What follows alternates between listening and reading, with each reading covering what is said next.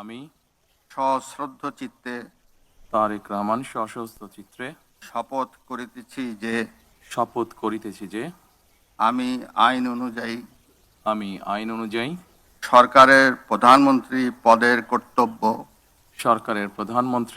পদের কর্তব্য বিশ্বস্ততার সহিত পালন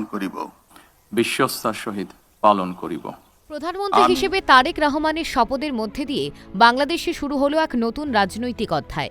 এই শপথ শুধুমাত্র সাংবিধানিক আনুষ্ঠানিকতা নয়, এটি দেশের ভবিষ্যৎ নীতি নির্ধারণের একটি স্পষ্ট ঘোষণা। শপথের বক্তব্যে উঠে এসেছে দুর্নীতির বিরুদ্ধে অবস্থান, অর্থনৈতিক স্থিতিশীলতা এবং গণতান্ত্রিক প্রতিষ্ঠানকে শক্তিশালী করার প্রতিশ্রুতি। এদিন বাংলাদেশের প্রধানমন্ত্রী পদে শপথ গ্রহণ করেন তিনি। তাকে শপথ বাক্য পাঠ করান রাষ্ট্রপতি মোহাম্মদ শাহাবুদ্দিন। 2 যুগ পরে পদ্মাপাড়ে রাজনীতির রাশ ফের বিএনপির হাতে। এই প্রথমবার বাংলাদেশের মন্ত্রিসভা সদস্য হচ্ছেন খালেদার পুত্র। তিনি শপথ নেওয়ার আগেই দাবি করেছিলেন, পিন্ডি বা দিল্লি নয়, তার কাছে প্রাধান্য পাবে বাংলাদেশ। মসনদে বসার পরে তারেকের বিদেশ নীতি কী হতে চলেছে, এখন সব নজর সেই দিকেই। প্রতিবেশী দেশ ভারতের সঙ্গে সম্পর্ক থাকবে পারস্পরিক সম্মান ও আঞ্চলিক স্থিতিশীলতার ভিত্তিতে। সীমান্ত, বাণিজ্য ও সংযোগ ব্যবস্থায় নতুন করে ভারসাম্যপূর্ণ কৌশল নেওয়ার ইঙ্গিত দিয়েছে সরকার।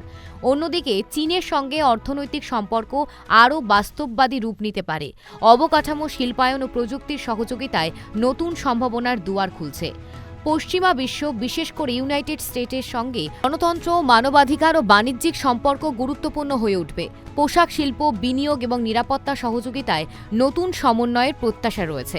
এছাড়া ইউরোপিয়ান ইউনিয়নের বাজার বাংলাদেশের রপ্তানির জন্য অত্যন্ত গুরুত্বপূর্ণ। শ্রম অধিকার ও আন্তর্জাতিক মান রক্ষায় সরকার ইতিবাচক বার্তা দিতে চায়।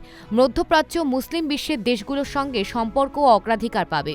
অর্গানাইজেশন অব ইসলামিক কর্পোরেশনের সদস্য রাষ্ট্রগুলোর সঙ্গে রেমিট্যান্স, কর্মসংস্থান ও জ্বালানি নিরাপত্তায় 3টি খাতেই জোর দেওয়া হবে। সব মিলিয়ে নতুন সরকার স্পষ্ট করেছে, বাংলাদেশ কোনো একক শক্তির দিকে ঝুঁকবে না, বরং অনুসরণ করবে ভারসাম্যপূর্ণ ও বাস্তববাদী কূটনীতি। শপথের মঞ্চ থেকেই তাই উঠে এসেছে একটি বার্তা, বাংলাদেশ এগোবে নিজের স্বার্থে, সম্মান ও সমতার ভিত্তিতে বিশ্বমঞ্চে অবস্থান শক্তিশালী করতে।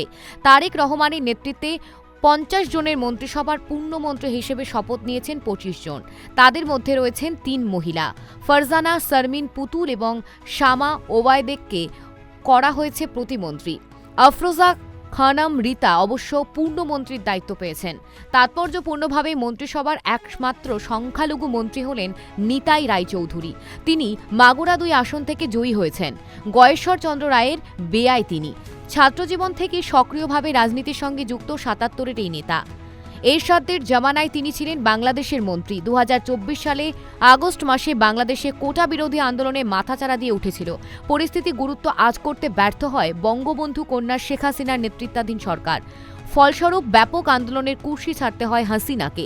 এরপরে অন্তর্বর্তী সরকার গড়া হয়েছিল, যার মাথায় ছিলেন শান্তিতে নোবেলজয়ী অর্থনীতিবিদ মোহাম্মদ ইউনূস। গত 18 মাস ধরে তিনি সামলাচ্ছিলেন পদ্মাপাড়ের শাসনভার। এবার সাধারণ মানুষের ভোটে জয়ী হয়ে সরকার গড়ছে BNP. Bureau report, KTV Bangla.